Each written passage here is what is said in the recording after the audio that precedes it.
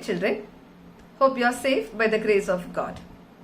We have started with the international economics. Past two classes we are seeing the international economics. We will do a small recap before we go into today's topic.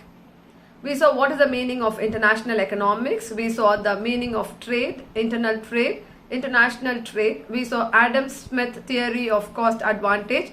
We saw the Ricardian theory. We saw the modern theory of international economics or international trade. We saw a comparative study of classical theory and modern theory. In today's topic, we are going to see the gains from international trade. International trade helps a country to export its surplus goods to other countries and secure a better market for it. Whenever I told you, like whenever we are doing an international trade, so it is helping a country. Why? Because whatever surplus that we are having, we are able to export it to the other country. So what will happen is we have a better market. Okay, so our products are sold into other countries' market. Similarly, international trade helps a country to import the goods which cannot be produced in a country. So some goods which cannot be produced in one country, those goods can be imported from another country. So we can see international trade helps a country to export the goods, that whatever we have surplus, we are exporting it, and whatever we cannot produce, we are importing it from a country. So it helps to have a relationship between countries. That's one of the biggest advantage. So we have a relationship between countries, like one country with the other country, to have an export as well as to do an import. Why we are doing an export? As we have lot, okay, if we have told we have got more amount, whatever we have resources, okay, we are utilizing it, we are producing it. So the excess what we do is we have to export because those countries may be in need of it. Same way, some goods which we cannot produce, which we don't have the resources, what we have to do is we have to import. So that will help us to get those goods because we cannot produce those goods in our country. So this is the main advantage or main gain from the international trade. So it is increasing the voluntary trading activity with countries with each other. Okay, so that is what is called as gains from international trade. Now these gains are classified into four categories. Gains from the international trade are categorized into four heads. Okay, first is efficient production.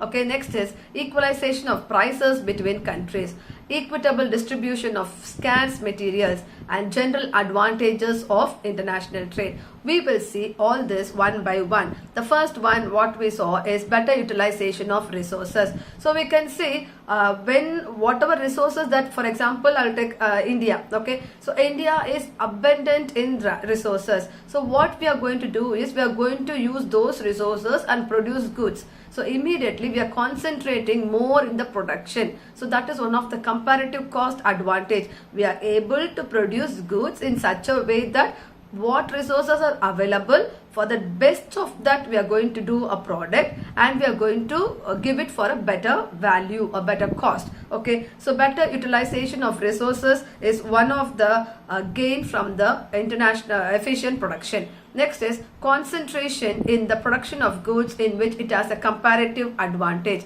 saving time. So whenever we have resources, okay, when we have the labor, we have the capital with us, we use these resources and produce because people become efficient in production. So that will save that time. Perfection of skills in production. As they're continuously doing this kind of production, they will have their own skill. They'll become specialized in their skill. Next is improvement in the techniques of production. So I started with a simple machine. Okay, I started my production with a simple machine. Then slowly what we can do is we can start using the new technology and start doing improvement in the techniques how to produce more. Okay, as we have started 5 units per day, we can make it 50 units per day with using the laborer as well as the machinery. Next we can say, so when I'm starting like to use my technical side, immediately we can see the production also will increase. What happens when the production increases? We can say immediately the standard of living of the people will increase. Okay, so how will happen means when the production increases, what am I going to do? Automatically I'm going to export it. So when I'm going to export it, we can say the standard of living of the people as well as the country will start increasing. So this is the efficient production. Next we will see equalization of prices between the countries. prices of goods are equally distributed between the countries. Most probably doesn't happen because each country has got their own values. Okay, then we can see the differences is only regarded with the cost of transportation. How much goods that we are producing, what are the ways that we are going to transport these goods. Prices of factors of production is also utilized. Okay, what are the factors of production are land, labor, capital and organization. So prices of factors of production are also equalized. Even this is also not in reality. So this is about the equalization of prices between countries. Next point is equitable distribution of scarce materials. I told you in the beginning itself, we don't have all the resources. So same way, no, we in the sense means India. Same way, all the countries in the world are not having all the resources equally. So what will happen is, what resources that I am having is equitably distributed to the other countries. So international trade may help the trading countries to have a equitable distribution of scarce resources. The next point is general advantages of international trade. Availability of variety of goods for consumption. As we are able to produce only few goods, okay, if at all we want the variety of goods, what we have to do, we have to get from different. For example, if I'm going to give you some suggestions, okay, it comes only from my point of view. I can give you one or two, but if at all we are going to take 10 people, okay, each one will give two. So I get a variety of ideas. Same way, when you're doing trade also, we can see if at all we have our own goods, we can say we have one or two varieties, okay. For example, a mobile phone, a laptop, anything like that, okay. But if at all we are going to take from different countries, we can see we get a variety. Okay, next one is generation of more employment. So whenever we are using the technical side, technical knowledge, when you're going to do some imports and export, immediately we can say we are having our we can say laborers to get employed. So employment is generating more employment is one of the opportunity. Then industrialization grows. Okay, when we are producing more goods, we can say we are trying to bring in new technology from other countries. So industrialization starts to grow in the backward regions, especially improvement the relationship between countries. Okay, so what happens is whenever we are doing an international trade, we have a good relationship between countries. Now India is known up to all the countries. We are in G7 countries. Okay, one of the G7 countries, India is there. We are in WTO. So all these things we know. Previously, so many years back, if at all we are going to see, India is nothing, okay, but now we can see India is on, it's coming on the larger scale, okay, it's growing, okay, it's developing in all fields. So we can see in that way, we can say there is an improvement between countries, one country with the another country. Division of labor, we are doing a division of labor and that becomes specialization, and we can say expansion of transport facilities. So we are trying, when we are doing some import and exportation, export, we can say we are using transportation, we use air transport, water transport, rail transport, all these things. So we can say in those ways we are trying to make trade routes between countries, okay. So that way we can see that is one of the biggest advantage of the international trade. Children, here are a few questions for you to answer. The first question is, which products does India import from other countries? Or in short, what does India import? Next question, what product does India export from India to other countries? What does India export? The third question, what is the cause or what is the impact of COVID-19 pandemic on international trade? What is the impact of COVID-19 pandemic on international trade? Take your time, children, take few minutes, write these answers and then continue watching the video. We will see the terms of trade. The gains from the international trade depend upon the terms of trade, okay. So what will happen, it refers to the ratio of the export prices with the import prices.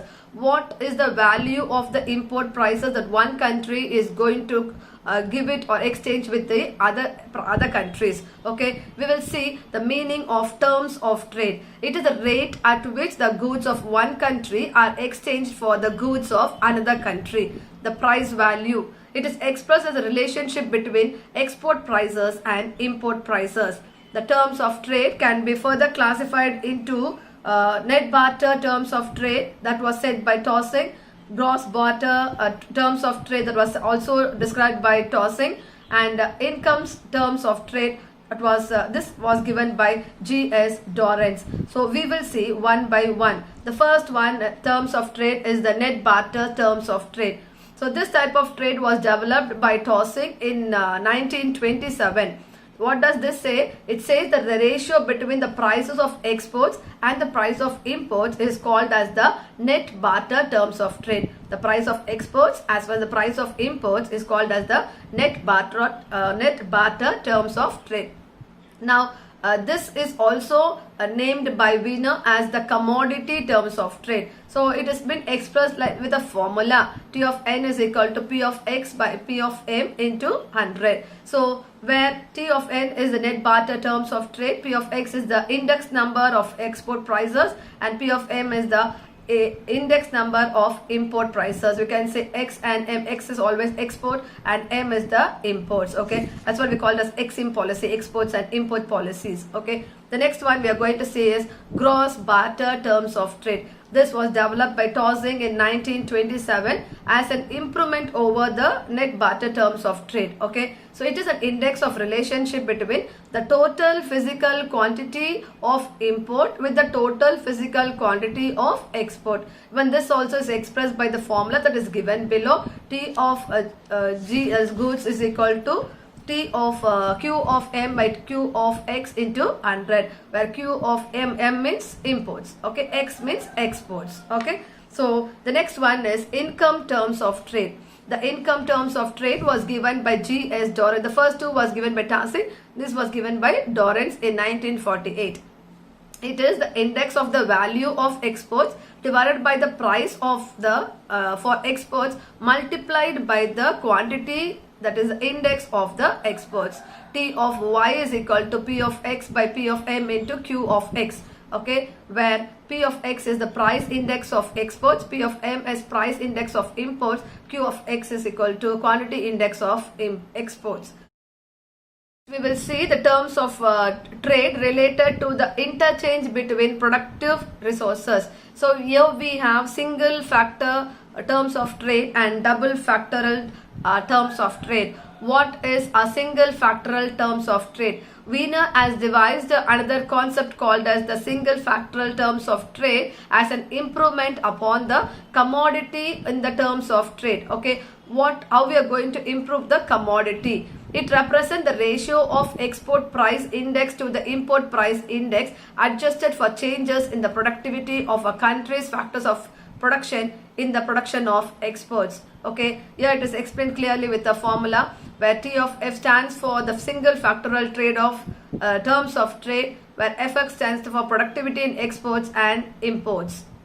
Next we will see the double factorial terms of trade. Wiener constructed another index called as double factorial terms of trade. It is expressed as here we can say the productivity of foreign factors, where here we can say FM represents the import index, which is measured as the index of cost in the terms of quantity of factors of production employed by the per unit of imports. So far we have learned that the two types of factor of production are single factor of production and the double factorial terms of trade. Then we will do a small recap of what we have learned today. In today's topic, we learned the gains from international trade.